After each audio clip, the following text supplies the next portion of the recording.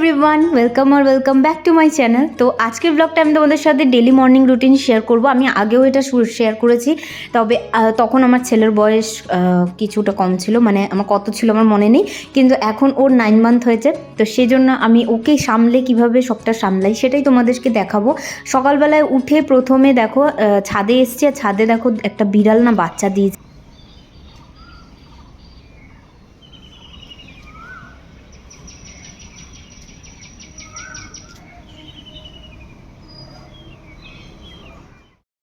শুনতে পেলে পাখির আওয়াজটা, আমি ওখানে ওই জন্য কোনো ভয়েস ওভার দিইনি, যাতে তোমাদেরকে শোনাতে পারি পাখির আওয়াজটা। পাখির আওয়াজগুলো মানে সকালবেলা উঠে যেহেতু তোমাদের সাথে ডেলি রুটিন শেয়ার করছি, তাই এটাও শেয়ার করে দিলাম, কারণ প্রত্যেক দিন উঠে আমি এরকম পাখির আওয়াজ শুনি চারিদিকে, আর এরকম বেশ সবুজ হয়ে থাকে চারিদিকটা। তো ওই বিড়ালের বাচ্চাগুলোর না এখনও হাঁটা শেখেনি, মানে চোখ ফুটেনি ঠিক মতো করে। তো আর আজকে যখন ভয়েস ওভার দিচ্ছি তখন দেখছি চোখ ফুটে গেছে, এখন একটু একটু করে হাঁটে। তো যাই হোক, আমি ব্রাশ ট্রাশ করে সোজা নিচে চলে আসি। ওরা যতক্ষণ ঘুমোচ্ছে আমি অন্তত মানে ব্রেকফাস্টের জন্য যেটা বানাবো সেটা কেটে রেখে দিই। আজকে আমি বানাবো আলু ভাজা আর রুটি, মানে যেদিনকে ভিডিওটা করছি সেদিনকে। তো ওই জন্য আমি আলুগুলোকে আগে কেটে রেখে দিচ্ছি চোকলা ছাড়িয়ে। আমার হাজব্যান্ড উঠলে তার ব্রাশ করার আগে আগে আমি চাটা করি। তো ততক্ষণে দেখি ওরা উঠে গেছে, মানে বাপ আর বেটা উঠে গেছে, উঠে খেলা করছে। আমি আওয়াজ পেয়ে ঘরে গিয়ে দেখছি দুজনে মিলে খেলা করছে। তো তারপরে আমি চাটা করে নিই। আর এটা হচ্ছে আমার মর্নিং টনিক, তোমরা জানোই এটা না খেলে আমার এনার্জিটা ঠিক ফুল হয় না। তো তারপরে এখানে আমি ওকে মানে আমাদের ছেলেকে পাশে বসিয়ে রেখে খেলা করে ও আর আমরা চা খাই। আগে বিস্কুট খেত, এখন না বিস্কুটটা দিয়ে মানে অত খাওয়ার ইন্টারেস্ট লাগে না ওর, ওই জন্য আর এখন দিই না, কারণ ওয়েস্ট হয় ওটা, মানে ভেঙে পুরো গুঁড়িয়ে রেখে দেয়, ওই জন্য দিই না। তো যাই হোক, চা খেয়ে আমি সোজা চলে আসি আবার রান্নাঘরে যেহেতু আলুটা কেটে রেখেছিলাম, এবার আলুটা ভেজে নিয়েছি এক সাইডে, আর এক সাইডে রুটি করে নিচ্ছি।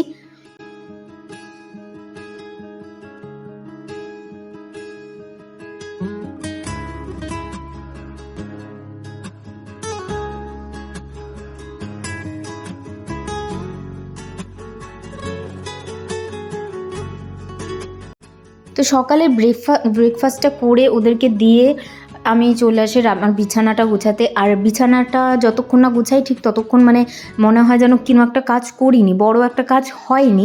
তো আমার মতো এরকম কার কার ফিলিংস হয় যে বিছানা না গোছালে মনে হয় যেন কিছু একটা বড় কাজ হয়নি। তো ওই জন্য তাড়াহুড়ো করে মানে সকাল হলে আমি পারলে বলি কতক্ষণ আমি বিছানাটা গোছাবো। তো যাই হোক, গুছিয়ে নিয়েছিলাম, নিয়ে আমি আবার চলে আসলাম রান্নাঘরে, কারণ আমার কাজ বেশিরভাগটাই রান্নাঘরেই থাকে। তো এখানে এসে আমি আমাদের ব্রেকফাস্টটা বানিয়ে নিয়েছি। তো এরপরে আমি ছেলেরটা বানাবো। তো ছেলের ব্রেকফাস্ট এক এক সময় এক এক রকম দিই। তো সেদিনকে এখন অনেকগুলো কলা হয়ে গেছে বাড়িতে, তো ওই জন্য কলা দিচ্ছি, মানে মাঝে মাঝে এখন কলাটাই বেশি দিচ্ছি ফলের মধ্যে। তো এখানে দেখো একটা সেরেলাক নয়, এটার মধ্যে হচ্ছে চিড়ে, মুড়ি আর কাজু বাদাম এই গুঁড়ো করে আমি রেখে দিয়েছি। তো কলাটাকে ম্যাশ করে নিয়েছি আমি, মানে হাত দিয়ে চটকালে না ঠিকমতো হয় না, আর ও গিলতে গেলে দেখি ওর গলায় আটকায়, ওই জন্য আমি এটাকে গ্রেট করে নিয়েছি। ভালো করে গ্রেট করে নিলে ভালো হয়ে যায়।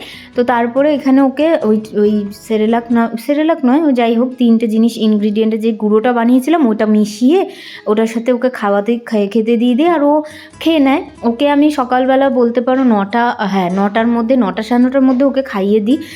আমি চেষ্টা করি 9টার আগে আমাদের ব্রেকফাস্টটা তৈরি করে নিতে, তারপরে ওকে ওর ব্রেকফাস্টটা ওকে দিয়ে দিই।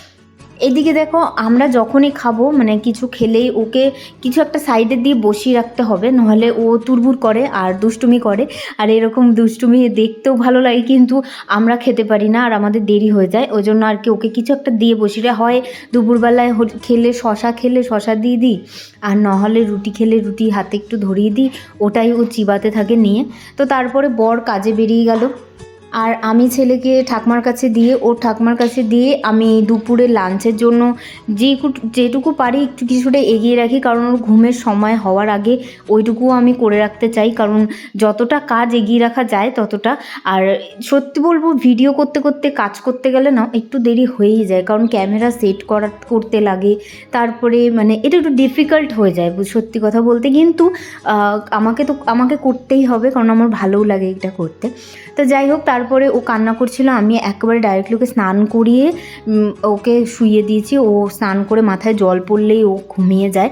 তো এখানে আজকে আমি দুপুরে ওর লাঞ্চে বানাবো, মানে আমার ছেলের লাঞ্চে বানাবো হচ্ছে গিয়ে সজনে ডাঁটার স্যুপ বা মোরিঙ্গা স্যুপ। মোরিঙ্গা হিন্দিতে বলে, কিন্তু আমরা যেহেতু সজনে ডাঁটা বলি তাই আমি বললাম সজনে ডাঁটার স্যুপ। এটা আমি ভিডিও দেখেছিলাম ইনস্টাগ্রামে, তো ওই জন্য আর কি বানাবো ঠিক করেছি। আর তোমরা সবাই জানো সজনে ডাঁটা হচ্ছে সুপার ফুড বেবিদের জন্য, এর মধ্যে ক্যালসিয়াম, পটাশিয়াম, সব রকম ভিটামিনস থাকে। তো ওই জন্য আর কি বানাবো। আর তার জন্য আমি প্রথমে দেখো একটু থকথকে বানাতে হবে, যেহেতু পেটে রাখতে হবে খাবারটা, ওই জন্য আমি একটু মিষ্টি আলু দিয়েছি আর গাজরটা গ্রেট করে দিয়েছি। গাজরটা আমি গ্রেট করেই দিই বেশিরভাগ সময়, যাতে তাড়াতাড়ি সিদ্ধ হয়ে যায়, কারণ গাজরটা সিদ্ধ হতে একটু সময় লাগে।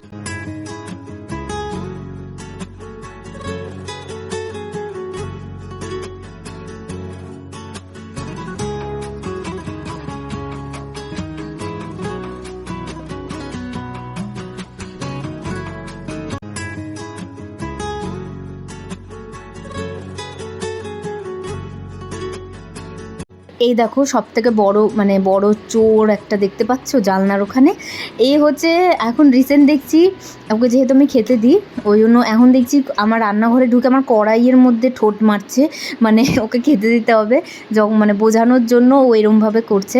তো যাই হোক, ওকে খাবার দিয়ে দিয়েছি, আর ও মাঝে মাঝে আসে, আর যখনই আসে হয় বিস্কুটের গুঁড়ো বা ভাত যেটা থাকে আমি দিয়ে দিই।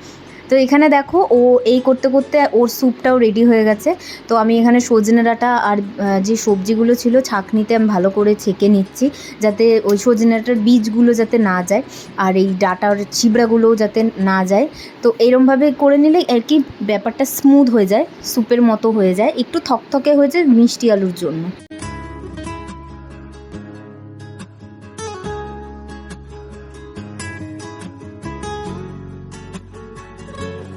তো এখানে আবার আমি একটু পেঁয়াজ, ছোট্ট একটা পেঁয়াজ নিয়েছি আর এক কোয়া রসুন নিয়েছি, নিয়ে ওই দুটোকেও গ্রেট করে নেব। তো তোমরা চাইলে কুচোও করে নিতে পারো, কিন্তু গ্রেট করলে আমার মনে হয় কাজটাও সহজ হয় আর ব্যাপারটা একই হয়।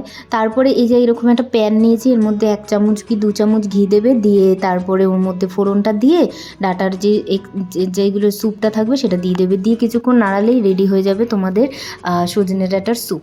তারপরে চট করে সব রান্নাবান্না সেরে রান্নাঘরটা পরিষ্কার করে নিয়েছি, আর ততক্ষণে আমার ছেলে উঠে গেছে। ঘড়িতে দেখতে পেলে 1টা বাজে, ঠিক ওই সময় ওঠেও। আর উঠেই ওকে আমি কিছুক্ষণ পর খেতে দিই, যাতে ওর খিদেটা বাড়ে, খিদেটা পায়, তারপরে ওকে খেতে দিলে ও চট করে খেয়ে নেয়। তো আজকের ভ্লগটা এই অবধি রাখলাম। আমার এরপরে আর কিছু থাকে না, কারণ এরপরে আমার ছেলে ঘুমিয়ে যায়, আর তারপরে আর কোনো কিছু করার থাকে না, কারণ ও ঘুমোয়, আমিও একটু রেস্ট নিই বা নিজের সাথে সময় কাটাই। তো আজকের ব্লগটা এই অবধি, দেখা হচ্ছে নেক্সট ব্লগে। Till then take care, bye by.